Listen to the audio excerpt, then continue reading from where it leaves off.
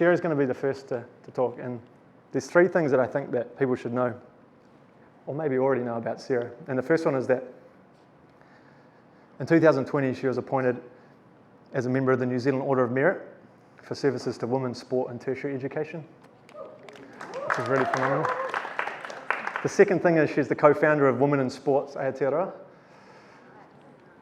And the third thing is she's a professor of leadership at Massey University and a sports researcher. And that's really special for me because I'm a sports tragic ex-cricketer, and so I feel as if I've met a kindred spirit, somebody who knows sport and does research about it. And so I'm really excited that Sarah's here today to share her story about how she's been using the game. So, Sarah.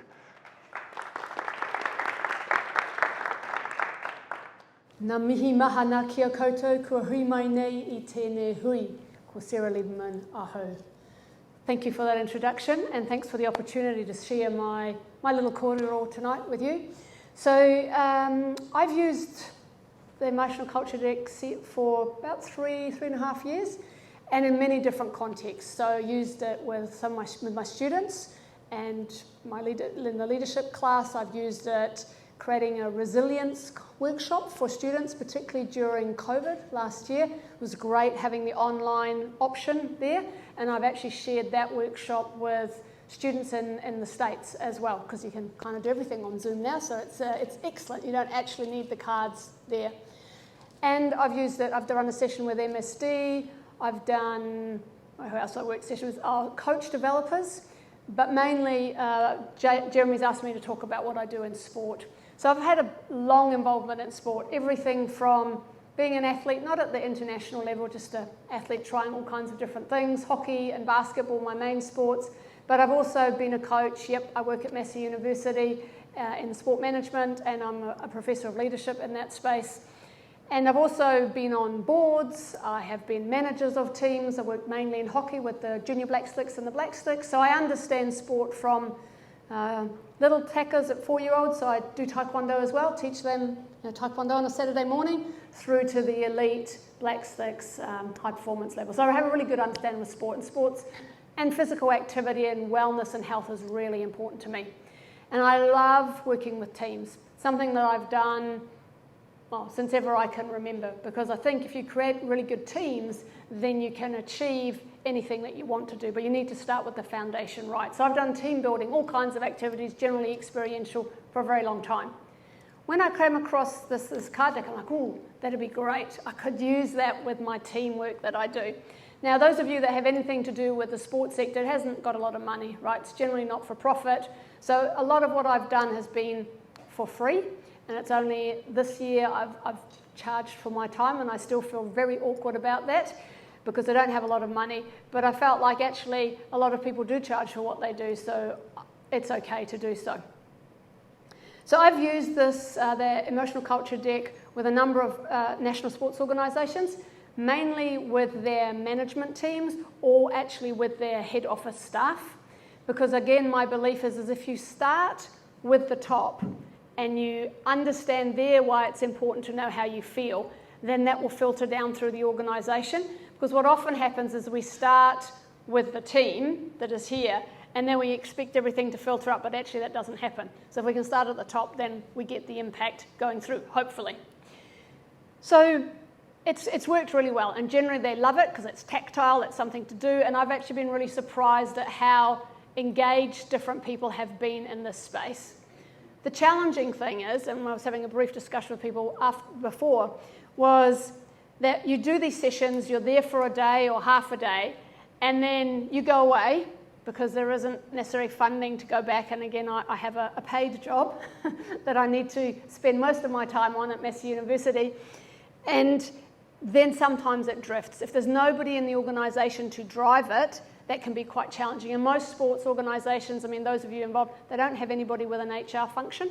So it's either somebody in the leadership team who's going to drive it, and then things get busy, and a lot of sports organisations are about the doing and delivering because they have stakeholders and don't often spend a lot of time on the sales. So I recently did a full day session here in Wellington with a national sports organisation, the head office staff, and there was all the moans and groans about turning up and we haven't got time for a day and why are we doing that? And you know, they arrive in the morning and you're thinking, whew, this is going to be an interesting day. And I go, I'm not going to be talking at you all day. You're going to be doing things. Oh, yeah, don't really want to listen to somebody all day. I go, it's okay, it's okay.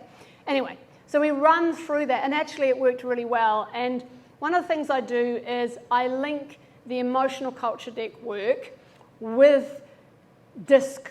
Any of you familiar with DISC, so preferred behaviours?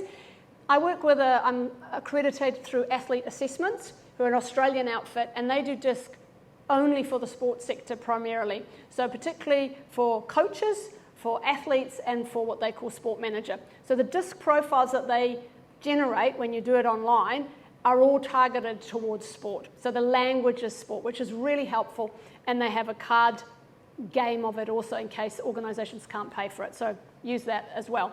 So what I generally do is we have them do the full DISC assessment beforehand so that we can learn about each other and our preferred behaviours, and then I run into the emotion and the feelings afterwards.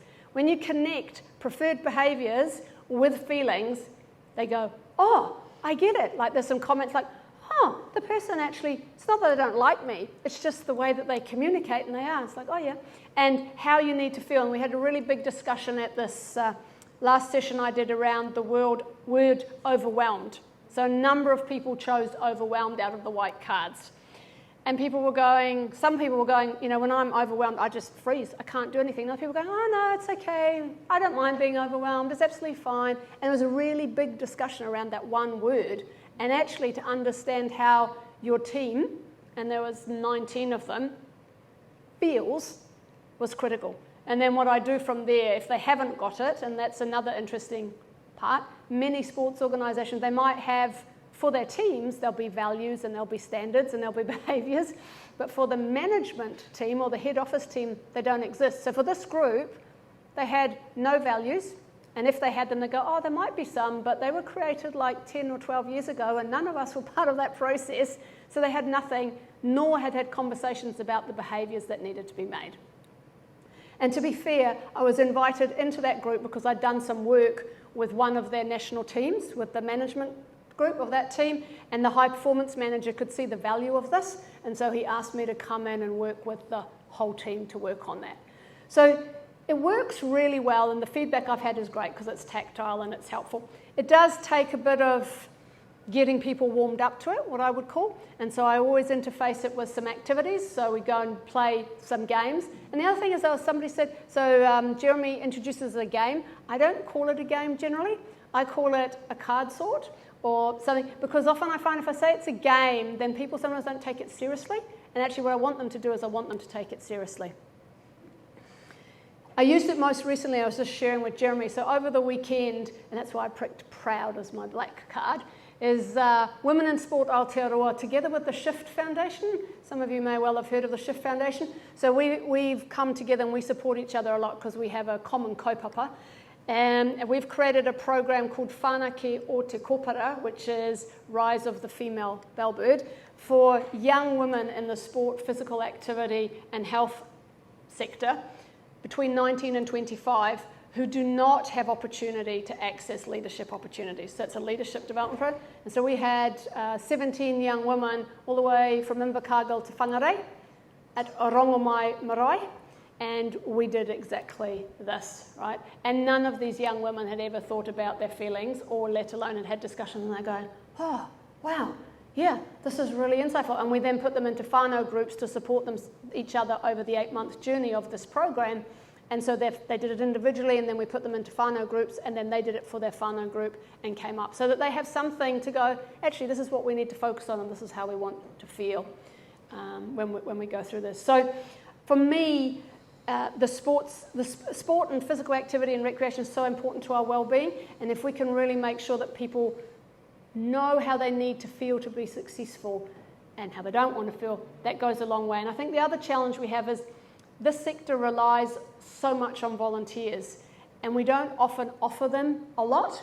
And so I'm really keen to see how we can move this out into the volunteers that work in this space, volunteer work their time, because they might get a t-shirt and they do it because they enjoy it. But actually, if we can help how they need to feel, that will be for the benefit of the people that participate and that don't. And then the final thing I'll say is the session I did with the coach developers was really interesting. So coach developers, their role is to go out and help develop other coaches.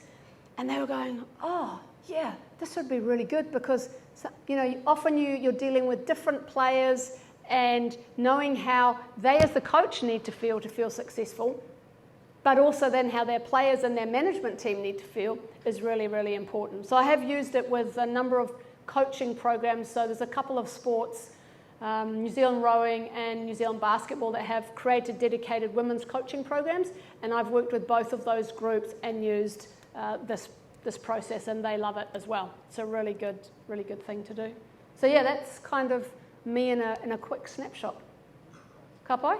Ka pai, yeah.